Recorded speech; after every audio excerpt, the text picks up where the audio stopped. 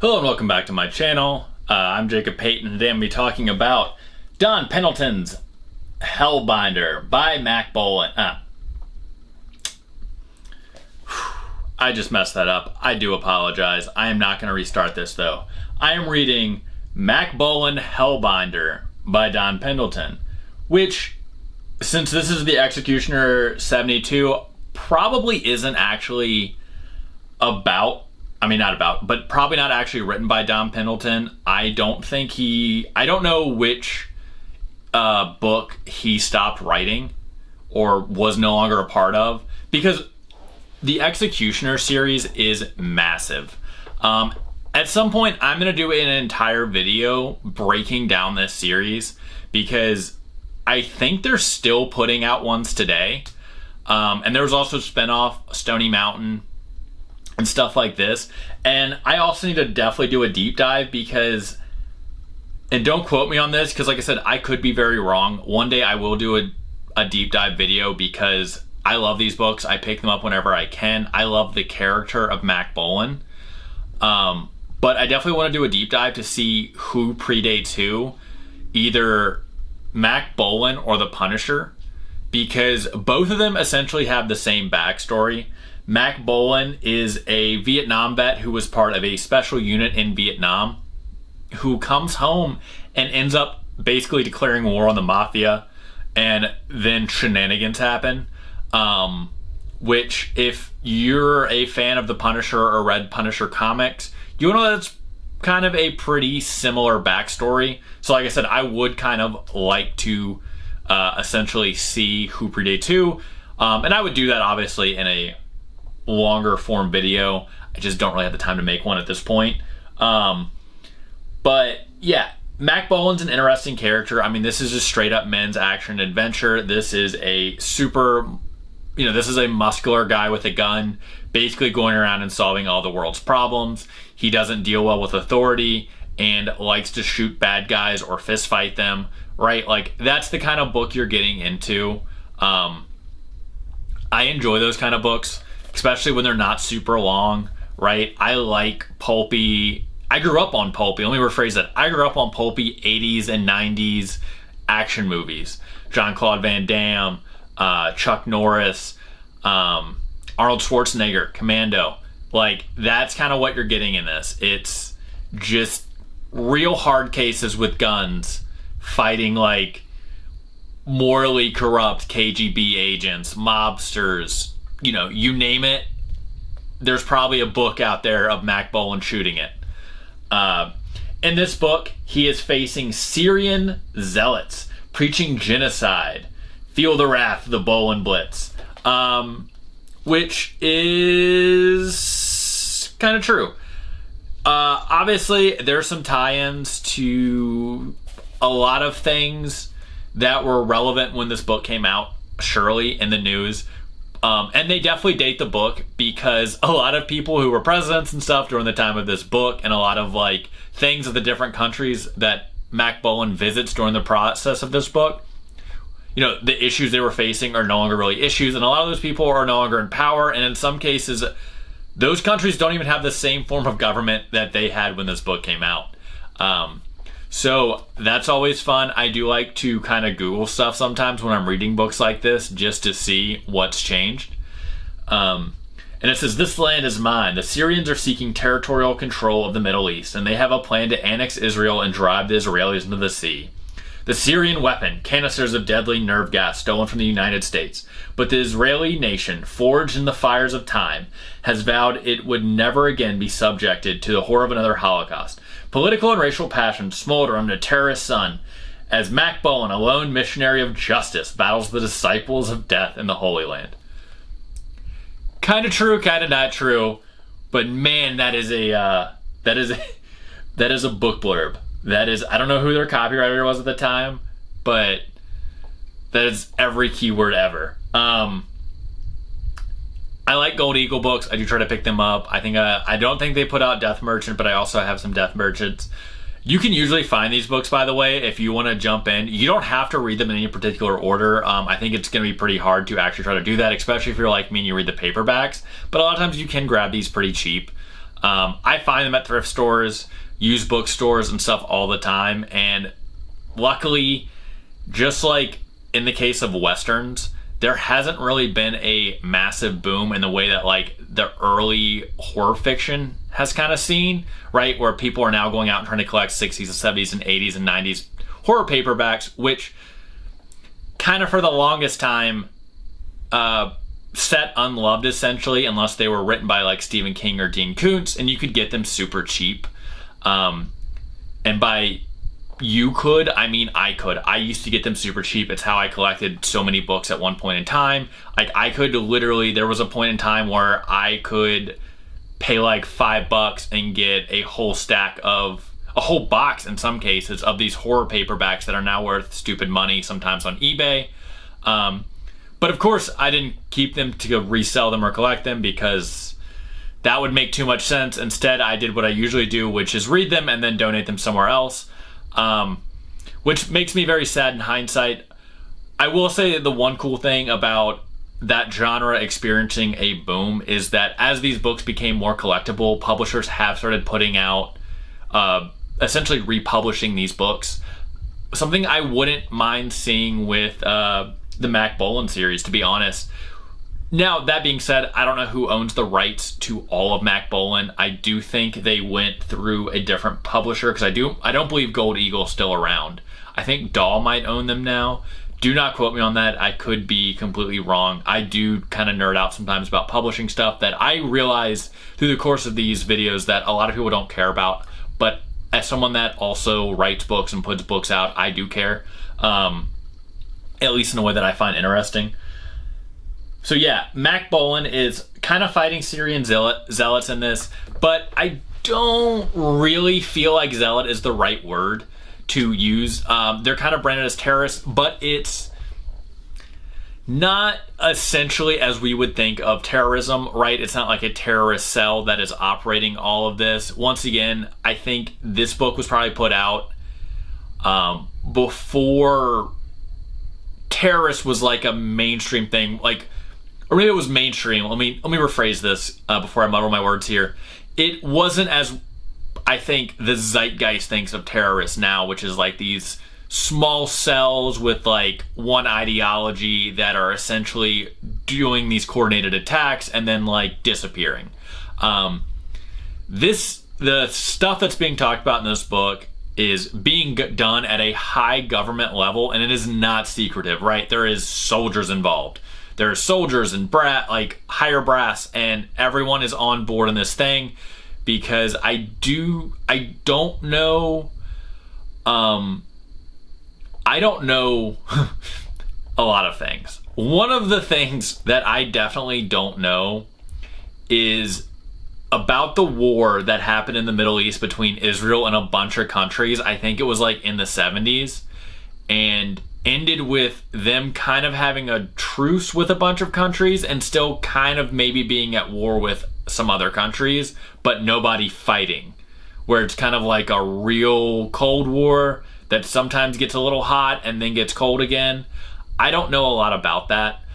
They talk about some of that kind of stuff in this book, but like I said, essentially not how we would think of terrorism, because it's more of like a war crime is what they're committing, because this country, and at least like the soldiers involved and the officers involved at every level, are still viewing themselves at this point as being at war with Israel and want to win in a like Hiroshima Nagasaki style way without actually like using an atomic bomb. They do this by getting poison gas to this KGB agent that Mack Bolan has sworn to kill. KGB agent kills some people in a government facility in the US, and basically is able to take these canisters, test them somewhere. I won't say where, because half the fun is seeing the different countries that Mack Bolan goes to. And that doesn't happen in every book. He tends to either fight... let me rephrase this. He doesn't country hop a bunch of times in every book. I just enjoy the books that he does. A lot of the stuff he does is actually tends to be in the US occasionally, most times, at least the books that I've read. I haven't read a lot of the Stony Mountain books, which I think are more about him being part of a military team. One thing you have to understand when reading these books, this is not like high grade military fiction. If you're thinking you're gonna get like, you know, Warhammer style military science fiction, not obviously it's not science fiction, but that kind of like everyone has ranks and they do this and this person does this and this does this, that's not what's happening. This is like, Mack Bolan is Jean-Claude Van Damme, and he doesn't take orders from anybody because he is the most amazing soldier ever. And he's gonna do cool action stuff and stop the bad guys. And he's not gonna let something as stupid as paperwork get in the way. And that's what you have to realize. He can outfight every American soldier, and that's why some of these American soldiers fall to his enemies, like this KGB agent, because they're just not really at Mack Bolan's level. Some people will obviously be turned off about this, but once again, I love cheesy action movies, so I'm all in on this. I love that over-the-top style hero. It's one of the reasons I love Sword and Sorcery, right? I love Conan facing terrible odds the same way I love Mack Bolan facing terrible odds in a jungle or in the desert or in Kansas that one time where he has that like, he has like a modified 45 and you're just like, he's gonna figure it out. Another thing, he gets shot a lot. I know it kind of sounds like I'm really just like pooping on this book here, but I'm not. I do really enjoy Mack Bolan. I'm just letting you guys know he gets shot a lot, recovers great every time, no physical like ailments going forward after getting shot, but man, this guy can get shot a lot. I don't know what else to say about that. I think there are over 300 Mack Bolan books, and if anyone wants to do a breakdown and let me know in the comments how many times Mack Bolan gets shot, gets a bullet taken out of him and everything's okay and has no scars, by all means let me know. He does meet up with some Israeli special forces in here, so he doesn't always work alone. Yeah, I love these books. They're cheesy, they're over the top, they're super pulpy. They're what I read when I can pick them up for like $1 or $2 and I'm between bigger books, essentially, right? These are my like, I'm reading 2 600-page books and I need something fun just to break it up. Or I've just read a massive like Brandon Sanderson book and I need to read something light. Like I still want to read before I go to bed and stuff like that, but I'm not ready to jump into like another massive novel. I want that sense of accomplishment from reading or essentially finishing a book, but at the same time, I want a story that I don't have to concentrate on, right? You don't have to concentrate on a Mack Bolan story because they're all the same. And I mean that in the best way. They're episodic, kind of. You don't have to really read them in order. You can. There is an order. Obviously, this is book 72. The bad guy in this book came from other books, right? He was a longtime nemesis, but it doesn't really matter, essentially. You can jump around with these books. They're fun. You don't have to think about them. I'm going to be really honest. I think we're going to see a resurgence soon of these men's style or men's action adventure. I know that's probably not the term everybody loves anymore. I don't know what else to call them though, because that's what they were marketed as, and that's what I think of them as. Is they were called men's action adventure books, and they're very different from like what is marketed now as action adventure books, right? These are just like straight shooting, essentially. This is shooting. This is 007 missing 200 pages, right? Essentially. So it's not like the big James Rollins or the Clive Cusslers where you have to learn all about all these people and know all these names and know all this stuff and all this world building and this, and this. These are just stories taken from headlines, blown up to insane proportions, and yeah, that's what these are. That's what I think of when I think of men's action adventure. But I do think with things like Kindle Unlimited and stuff like that, I'm going to be really shocked if these books don't end up making a comeback. That being said, there were a lot of men's action adventure books, and I'm not going to name any names, but there was a lot put out under like the Pulp banner that don't really live up to this, right? Just like Conan has a lot of knockoffs, Mack Bolan has a lot of knockoffs, and not all of them are great. In fact, some of them are downright terrible, and I will tell you that now. I've joined several Facebook groups because I have had the issue of picking up, different books that have something almost like the Executioner, whether it be like the Destroyer or like the Demolisher, or, whatever. Like, there's a lot of these like spin-off series, and some of them really have been super not great. I think the Destroyer is an actual series and was not bad. I am gonna preface this right now. Now that I read the whole thing, I did think I'd pick up a couple books. I know I'm going off on a lot of tangents on this, and I do apologize. There's not a whole lot to talk about in this book, other than it's a lot of fun.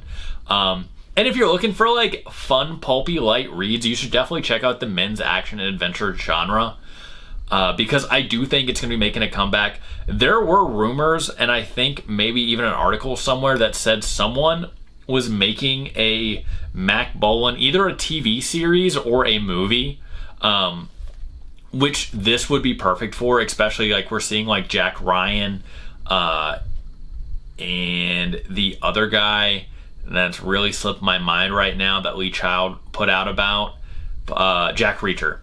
And a lot of Reacher stuff, like that's hitting Amazon Prime. I don't know. I know Jack Ryan got a couple of seasons. Reacher has had one. I don't know if that's getting another series. But I definitely do think, a Mack Bolan series would probably do really well.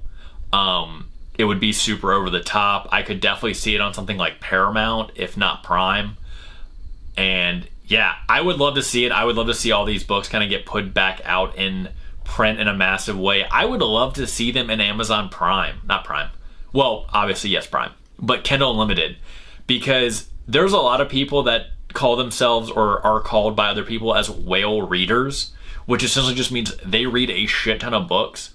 And a lot of the book series they read are like the series of what are essentially referred to as novellas. Which, like this comes in at 185 pages. They're these under 200 page series that people just like churn through. So when you have a series like this, which has like 300 books and a bunch of spin-offs, like, I don't know the numbers, but it seems like if someone brought them all back out and put them in a something like that, it would do very well for the publisher.